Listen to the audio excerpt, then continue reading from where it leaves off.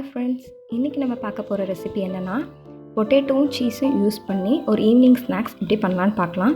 நான் ஒரு 4 to 5 people சாப்பிட்ற அளவுக்கான இன்க்ரீடியன்ட்ஸ் என்னன்னு சொல்ல போகிறேன். இதுக்கு முதல்ல நம்ம என்ன பண்ணணும், 2 மீடியம் சைஸ் பொட்டேட்டோவை வாஷ் பண்ணி குக்கரில் ஒரு 4 to 5 விசில் விட்டு எடுத்துக்கோங்க. ஒரு 5 விசில் தாராளமாக விடுங்க, ஏன்னா இந்த ரெசிபிக்கு நல்லா பொட்டேட்டோ ஸ்மாஷ் ஆகணும். ஸோ இதுக்கப்புறம் நம்ம என்ன பண்ணலாம், ஆறின பிறகு தோல் உரித்து எடுத்து வச்சுக்கோங்க உருளைக்கிழங்க.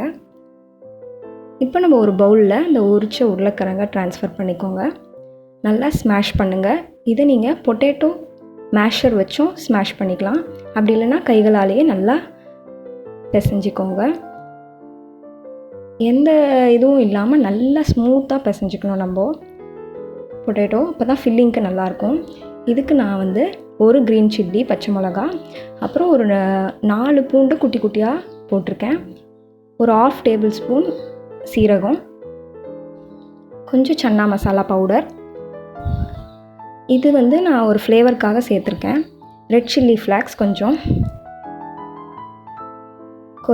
கொத்தமல்லி இலைகள் கொஞ்சம் போட்டுக்கோங்க. ரெட் சில்லி ஃப்ளாக்ஸ் ஆப்ஷனல் தான். உப்பு தேவையான அளவு. இப்போ நான் சீஸை நல்லா துருவி இதில் சேர்க்க போகிறேன். குழந்தைங்களுக்கு ரொம்ப பிடிக்கும். ஸோ நம்ம பொட்டேட்டோ கூட சீஸ் போட்டோன்னா ஒரு நல்ல ஃப்ளேவர் கொடுக்கும். ஸோ சீஸும் இதில் போட்டுக்கோங்க. இப்போ நல்லா நம்ம எல்லாமே சேர்த்து மிக்ஸ் பண்ணிக்கலாம். பூண்டு எதுக்கு சேர்த்துருக்கோன்னா, உருளைக்கிழங்கு கண்டிப்பாகவே பூண்டு சேர்க்குறது நல்லது. ஸோ நான் அதெல்லாம் சேர்த்துருக்கேன். கார்ன்ஃப்ளவர் கொஞ்சம் ஒரு 1/2 டீஸ்பூன் போட்டுக்கோங்க. கொஞ்சம் நல்லா மிக்ஸ் ஆகும், கோட்டிங் நல்லாயிருக்கும், அதுக்காக நான் அதை சேர்த்துருக்கேன்.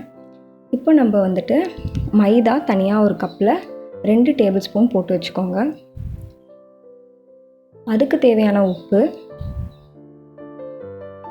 இதுக்கப்புறம் ஆரெகானோ நான் ஒரு ஃப்ளேவருக்காக சேர்த்துருக்கேன், இது ஆப்ஷனல் தான். நீங்கள் இல்லைன்னா வெறும் மைதா, உப்பு, தண்ணி சேர்த்து மிக்ஸ் பண்ணிக்கலாம்.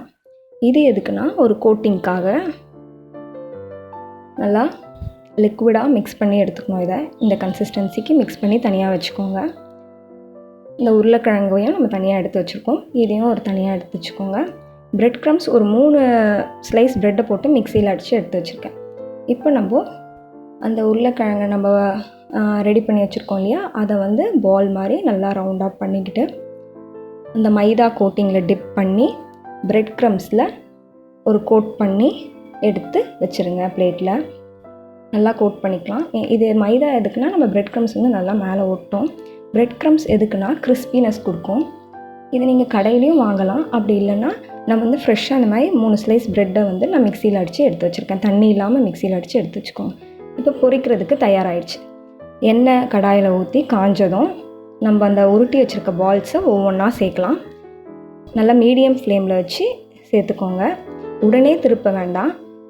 கொஞ்சம் நேரம் உள்ளேயே நம்ம போட்டோன்னே கொஞ்சம் நேரம் உள்ளேயே அதை பொரியட்டும். உடனே நீங்கள் திருப்பினீங்கன்னா பிரிஞ்சு வந்துடும்.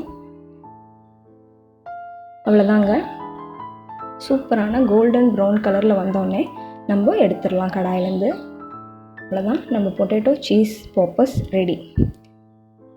குட்டீஸ்லேருந்து பெரியவங்க வரைக்கும் கண்டிப்பாக இந்த ஸ்நாக்ஸ் ரொம்ப விரும்பி சாப்பிடுவாங்க.